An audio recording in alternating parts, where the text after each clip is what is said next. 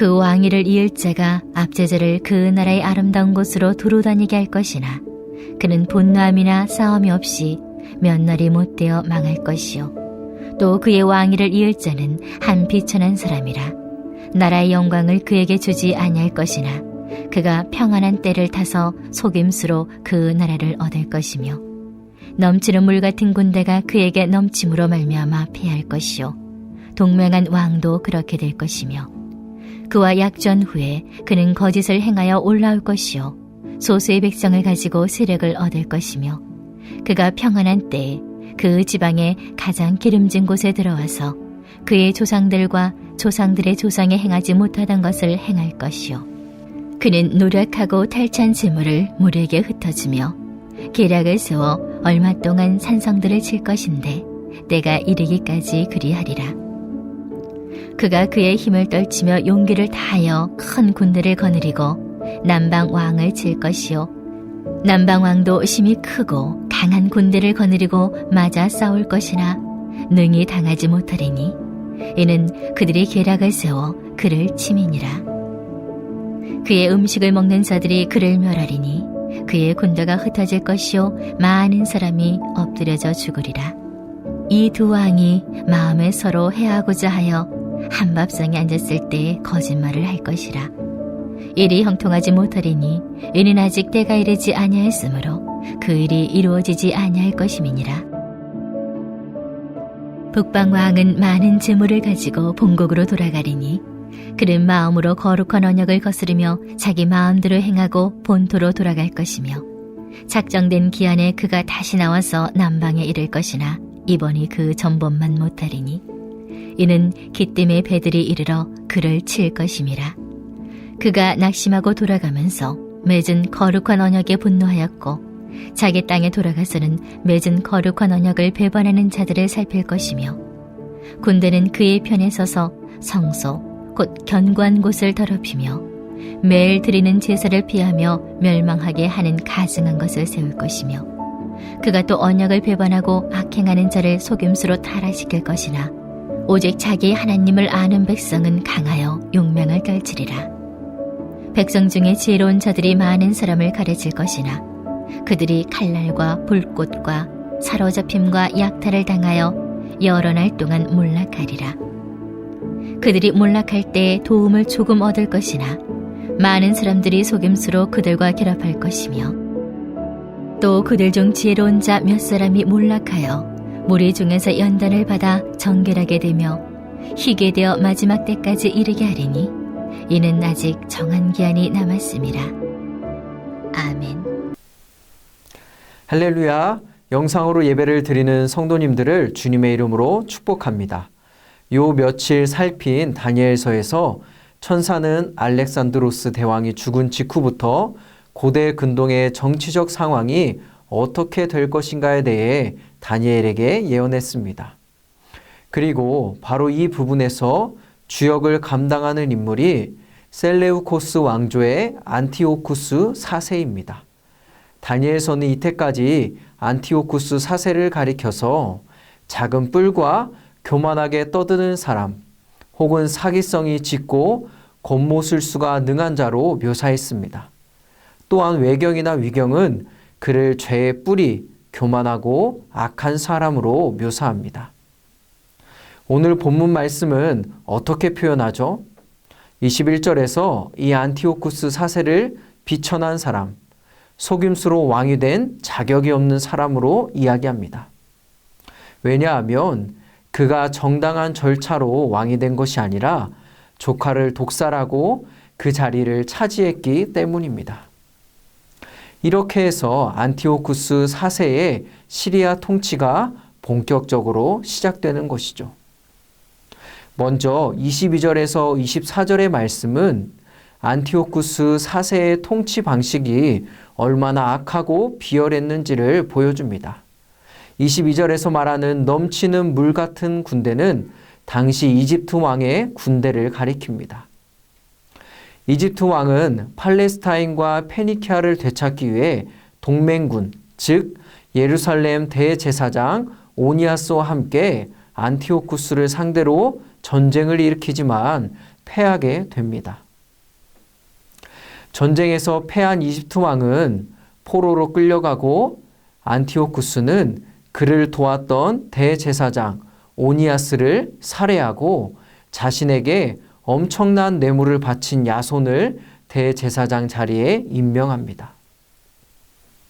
그런데 그 후에 대제사장 자리를 탐내던 메넬라우스라는 인물이 자신에게 더 많은 뇌물을 주자 야손을 내쫓고 그를 그 자리에 앉힙니다.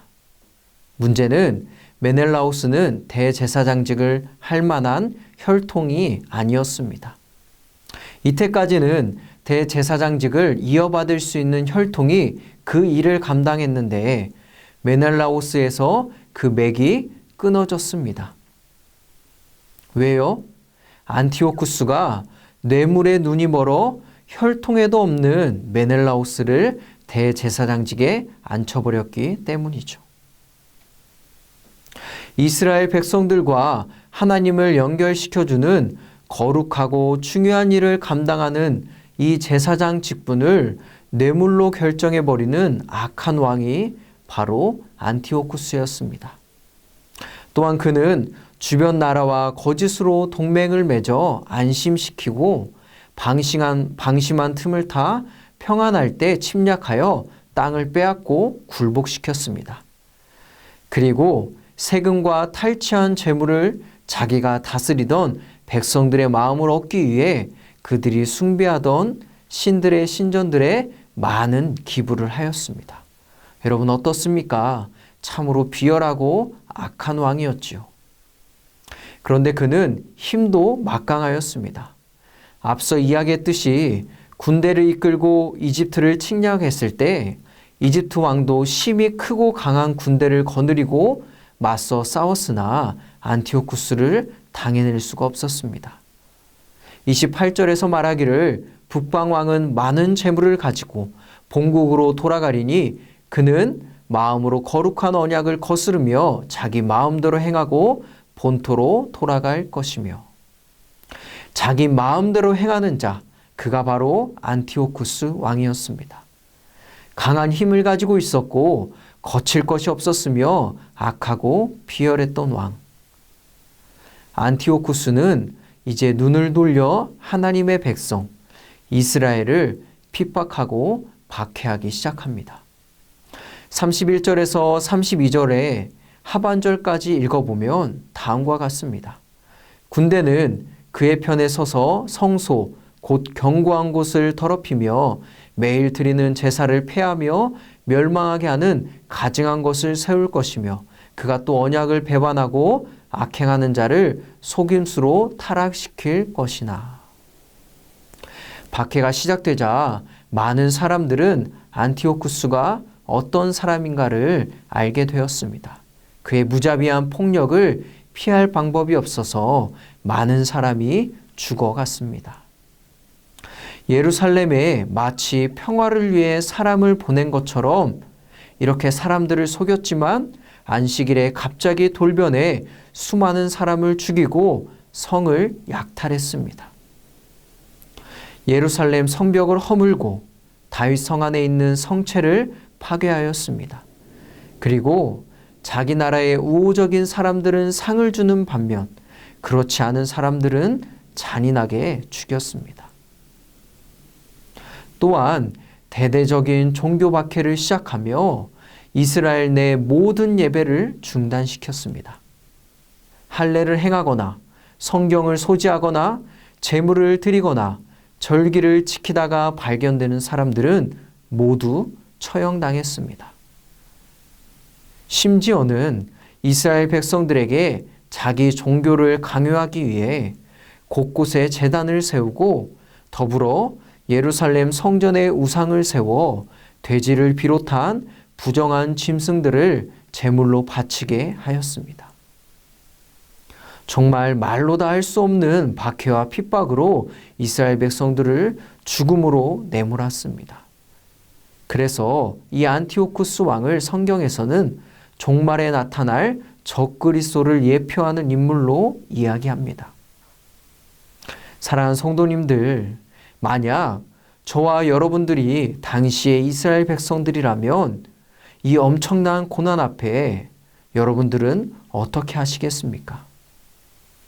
실제로 34절과 같이 많은 사람들이 이 환난을 견디다 못해 신앙을 포기하고 이 불의한 세력들과 결속하였습니다. 하나님을 버리고 그들의 길을 따라갔습니다. 하지만 이 와중에도 끝까지 하나님을 붙잡는 자들이 있었습니다. 그들을 가리켜 32절에서는 이렇게 표현하지요. 그가 또 언약을 배반하고 악행하는 자를 속임수로 타락시킬 것이나 오직 자기의 하나님을 아는 백성은 강하여 용맹을 떨치리라. 박해 속에서 끝까지 신앙을 고수하는 자는 하나님을 아는 자입니다. 여기서 알다라는 것은 머리로 아는 것이 아니라 경험으로 하나님을 아는 자들을 이야기합니다. 즉, 다시 말해서 하나님을 머리로 아는 것이 아니라 삶에서 경험으로 만난 자들은 어떤 박해와 고난 가운데서도 신앙을 지킨다라는 사실입니다. 저는 32절의 말씀에 마음이 오래 머물렀습니다. 묵상할수록 이 말씀에 엄청난 진리가 담겨 있음을 봅니다. 삶에서 하나님을 경험한 사람은 신앙을 지키는 것을 넘어 여러분 어떻게 한다고 이야기합니까? 강하여 용맹을 떨칠 것이라 말합니다. 겨우겨우 내 신앙을 지키는 것을 뛰어넘어 엄청난 핍박과 고난 가운데서도 그것을 뚫고 나가 하나님의 영광을 드러내며 온 세상과 모든 사람들에게 하나님의 살아계심을 보게 합니다. 누구를 통해 이런 놀라운 일이 일어납니까? 바로 하나님을 아는 자들에게. 여러분, 다니엘서의 다니엘이 이를 증명하고 있지요. 참 놀라운 것은 다니엘은 장애물을 만날 때마다 그것을 뛰어넘고 깊은 어둠이 그를 덮칠 때마다 빛을 발합니다. 풀만 먹었음에도 고기를 먹은 자들보다 더 윤택하고 사자굴에 들어가도 살아남습니다. 아무도 보지 못하는 환상을 보고 풀지 못하는 꿈을 해석합니다. 그래서 아무리 큰 어려움을 만나도 결국은 다니엘을 통해서 많은 이들이 하나님의 살아계심을 보고 하나님을 찬양합니다. 그러므로 우리는 하나님을 아는 자들이 되어야 합니다. 일상에서 하나님을 깊이 만나는 여러분들이 되기를 주님의 이름으로 간절히 축원합니다.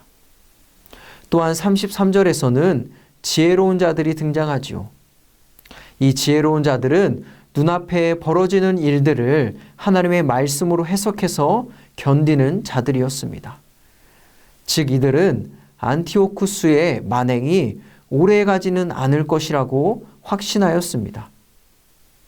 왜냐하면 창조주 하나님께서 이처럼 악한 왕이 주의 백성을 핍박하는 것을 오래 지켜보지 않으실 것이라고 믿었기 때문이죠. 그래서 견디는 것입니다. 시련이 찾아와도 하나님을 향한 신앙을 가지고 버티어 굴복하지 않고 죽음을 택함으로 연단을 받아 정결하게 될 것을 35절에서는 이야기합니다. 이를 통해 우리는 마지막 때를 살아가는 믿음을 또 하나 배울 수 있습니다. 여러분, 그때는 시련과 고난이 있을 것입니다. 안티오쿠스 왕 같은 적 그리스도가 나타나 우리의 신앙을 무너뜨리려 공격할 수 있습니다.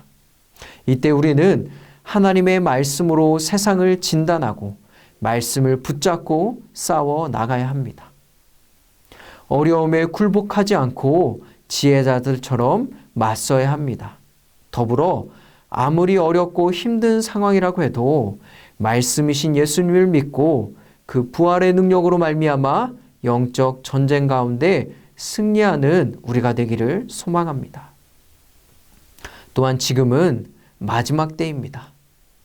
많은 적그리스도가 일어나고 있습니다.